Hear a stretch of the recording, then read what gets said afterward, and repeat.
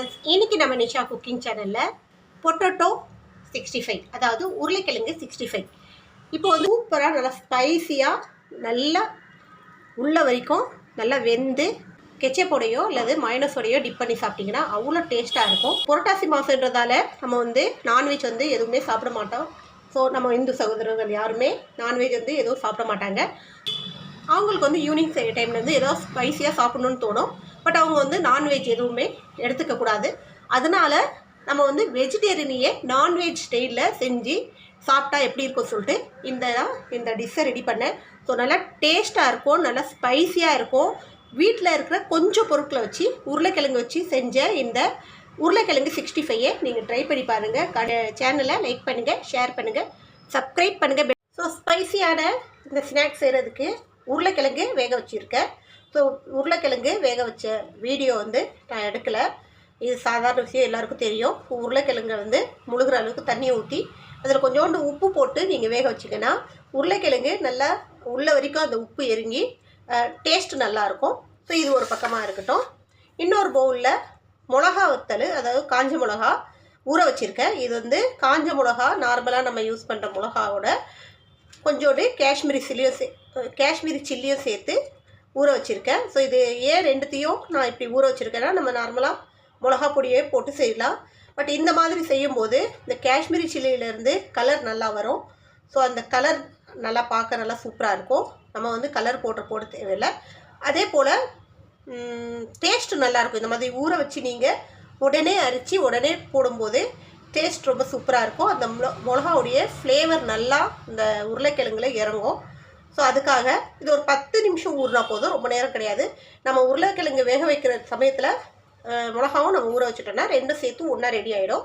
இப்போ இந்த மிளகாவை வந்து நம்ம தண்ணியை வடிச்சிட்டு நல்லா பேஸ்ட்டாக அரைச்சிட்டு வந்துடலாம். வெறும் மிளகா மட்டும். உருளைக்கிழங்கோட மேல் தோல் எடுத்துகிட்டு தோல் உரிச்ச பிறகு இந்த மாதிரி கொஞ்சம் குட்டி குட்டியாக கட் பண்ணிக்கலாம். உங்களுக்கு எந்த அளவுக்கு ஸ்நாக்ஸ் வேணுமோ அந்த அளவுக்கு உருளைக்கிழங்கு எடுத்துக்கோங்க. அதே போல் காரம் எந்த அளவுக்கு, எவ்வளோ ஸ்பைஸியாக எந்த அளவுக்கு காரமாக வேணுமோ அந்த அளவுக்கு மிளகா எடுத்துக்கோங்க. இதோட 3 விதமான மாவு ஆட் பண்ண போகிறேன். ஃபஸ்ட்டு மைதா மாவு 3 ஸ்பூன் அளவுக்கு எடுத்துக்கோங்க. எல்லா மாவும் ஒரே அளவு எடுக்கணும். அதே போல் கார்ன்ஃப்ளவர் மாவு அது ஒரு 3 ஸ்பூன் அளவுக்கு, கடலை மாவு கடலைப்பருப்பு மாவு அது ஒரு 3 ஸ்பூன் அளவுக்கு. இதோட நம்ம அரைச்சி வச்சுருக்கிற இந்த மிளகா. ஸோ இது வந்து பார்க்க நல்லா ரெட்டாக நல்லா சூப்பராக இருக்குது பாருங்கள். காரம் அந்த அளவுக்கு இருக்காது, நம்ம முழுசாகவே போட்டுக்கலாம். ஏன்னா வந்து காஷ்மீரி மிளகாவில் ரொம்ப காரம் இருக்காது, கலர் தான் அது கொடுக்கும். ஸோ இதோட 1 ஸ்பூன் அளவுக்கு இஞ்சி பூண்டு விழுது. இஞ்சி பூண்டு விழுதாக போட்டால் கூட ஓகே. அப்படி இல்லைன்னா நீங்கள் மிளகா அரைக்கும் போதே இஞ்சி ஒரு துண்டு, ஒரு 4-5 பல் பூண்டு போட்டு அரைச்சிக்கலாம். இது வந்து தந்தூரி சிக்கன் மசாலா ஒரு 1/2 ஸ்பூனு. இது ஆப்ஷன் தான், போட்டால் நமக்கு வந்து கொஞ்சம் சிக்கன் ஃப்ளேவர் வரும், அதுக்காக போட்டிருக்கேன். இது வேண்டான்றவங்க அவாய்ட் பண்ணிக்கலாம். இதோட 1/4 ஸ்பூன் அளவுக்கு பெருங்காயத்தூள். இதோட இதுக்கு தேவையான அளவு உப்பு போட்டுக்கோங்க. உப்பு வந்து ஆல்ரெடி நம்ம உப்பு போட்டு தான் வேக வச்சுருக்கோம். ஸோ உப்பு கொஞ்சம் பார்த்து போட்டுக்கோங்க. இப்போ இது எல்லாத்தையும் நம்ம மிக்ஸ் பண்ணிக்கலாம். அவ்வளோதான் இதுக்கான மசாலா. நம்ம இதுக்கு மேலே மசாலா எதுவும் ஆட் பண்ண தேவையில்லை. இப்போ இந்த உருளைக்கிழங்கோட இந்த மசாலா எல்லாத்தையும் நம்ம முழுசாக சேர்த்துக்கலாம்.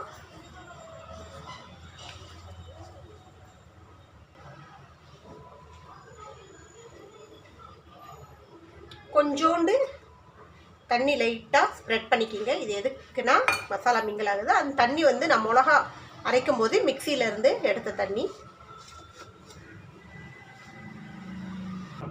இப்போ அடுப்பில் எண்ணெய் சட்டி வச்சு எண்ணெய் ஊற்றிடுங்க. எண்ணெய் நல்லா காஞ்சதும் இந்த உருளைக்கிழங்க சிக்கன் ஃப்ரை பண்ணுற மாதிரி போட்டு ஃப்ரை பண்ண போகிறோம்.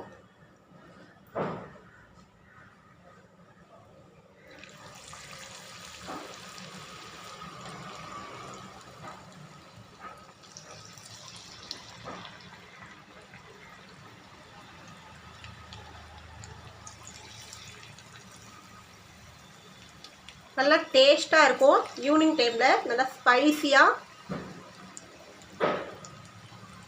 அருமையாக இருக்கும்.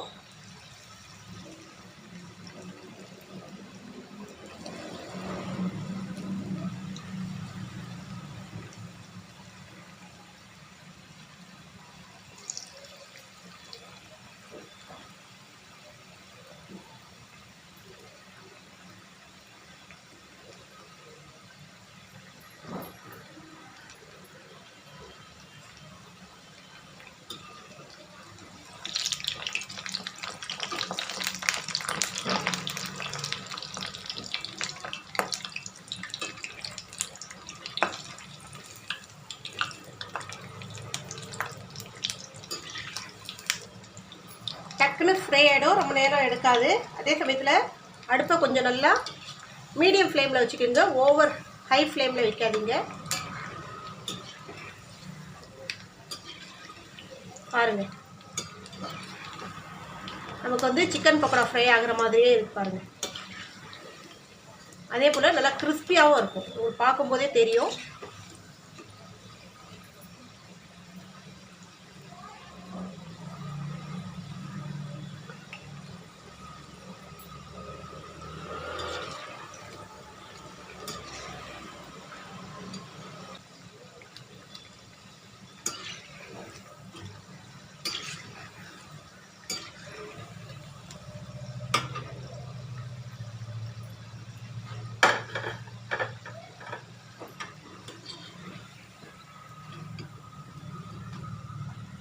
சூப்பராக இருக்கா? செம்மையா.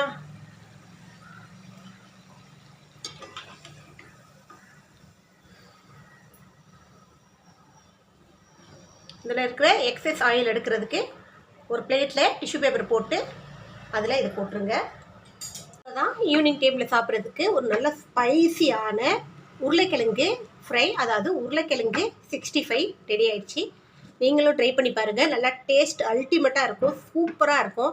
இதை நீங்கள் கெச்சப்பு இல்லை மயோனஸ் அப்படி இல்லைன்னா க்ரீன் சட்னியோடு சாப்பிட்டு பாருங்கள், அல்டிமேட்டாக இருக்கும். ஸோ ஒரு தடவை ட்ரை பண்ணி பாருங்கள். ஈவினிங் டைமில் ஒரு நல்ல ஸ்நாக்ஸு, ஒரு 10 நிமிஷத்தில் செஞ்சிடலாம். உருளைக்கிழங்கு வேக வைக்கிற டைம் மட்டும்தான். இதை வேக வச்சுட்டோன்னா டக்கு டக்குன்னு போட்டு மாவெல்லாம் போட்டு எல்லா பொருட்களும் அதிகமாக தேவைப்படாது, எல்லாமே நம்ம வீட்டில் இருக்கிற பொருட்கள் தான். ஸோ ஈஸியான முறையில் இந்த ஸ்பைசியான பொட்டேட்டோ 65 நீங்களும் ட்ரை பண்ணி பாருங்கள்.